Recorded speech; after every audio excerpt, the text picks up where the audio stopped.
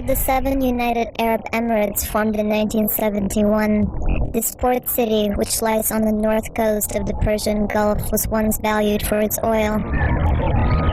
Today it's a tax-free haven for tourists and guest workers, foreign men with disposable cash, busy schedules, and persistent loneliness. Nearly 85% of the 1.5 million people living here are foreign-born, with men outnumbering women nearly 3 to 1.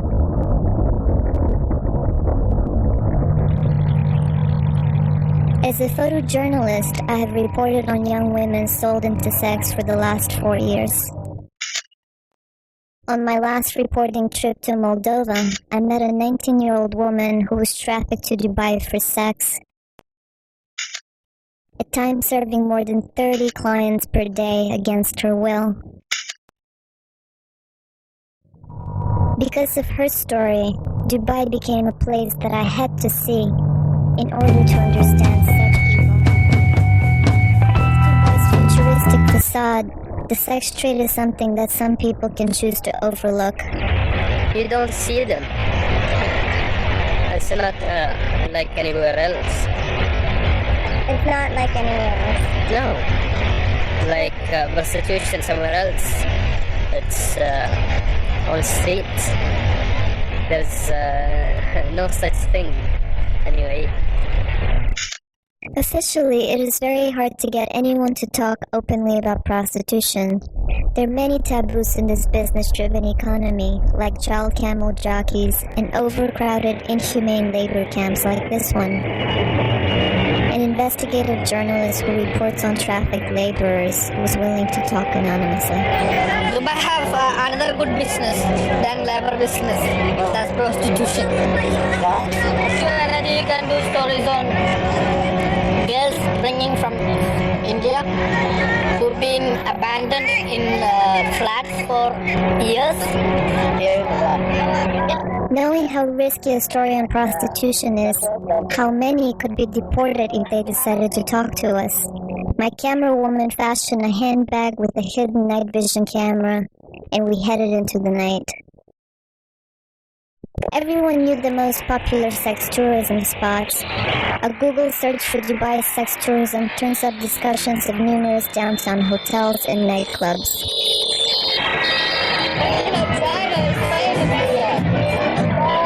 When I arrived at one, it seemed at first like any other nightclub.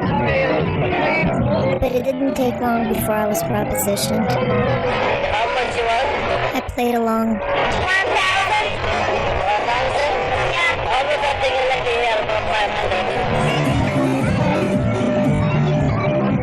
But the women's faces I saw in the bathroom, from China, Ghana, Ethiopia, Morocco, Uzbekistan, these were not the broken spirits I expected to meet. Instead, Dubai sex workers refer to themselves as businesswomen, dealing their profitable flesh by phone and through clubs like this.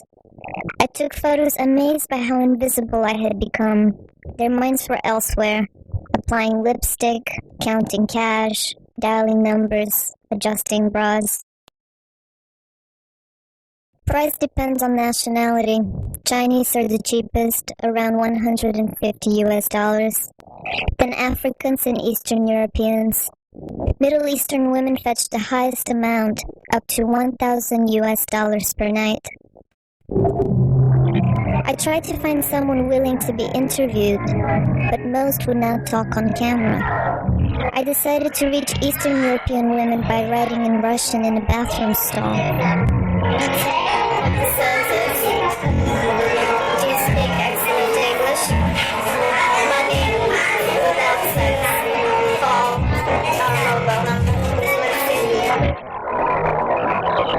In other countries I've worked, women refuse to talk for fear of retaliation, but I sensed there was a different reason here.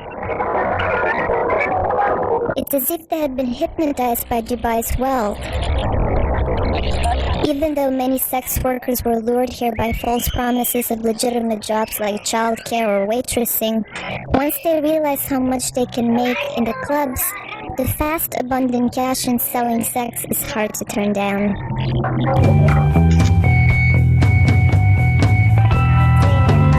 For jobs, for money. Because of this, they are not having another choice, I think. But some of them have choice and they are like this business can come.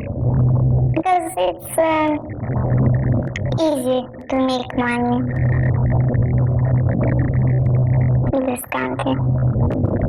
It's easy when you're a business lady, Yeah, I go to the club usually 11 o'clock, come back home 5 o'clock, little bit sleep, read, talk with friends, and the game the same every day. The price is what? 500? Yeah, 1 hour it's 500, night it's 1,000. And a night is how many hours? 3 hours. From what time to what time? From 3 to 6. Or from 2 to 5.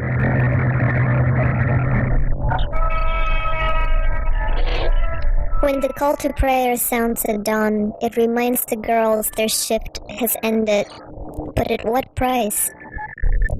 When you were a little girl, when you were growing up, what did you want to be one day? What was your dream? Teacher. And Now, I don't know what I want, really. Because I'm prepared. do you think this changed you? Yeah.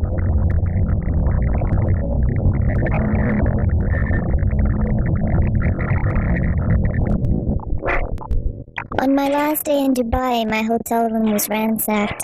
All of my equipment and reporting materials were stolen. Mine was the only room in the hotel to be vandalized, and initially the front desk refused to call the cops. That morning, as my camera woman rushed to catch her flight, she was detained by airport security. All of her videotapes were confiscated. We had been watched and followed.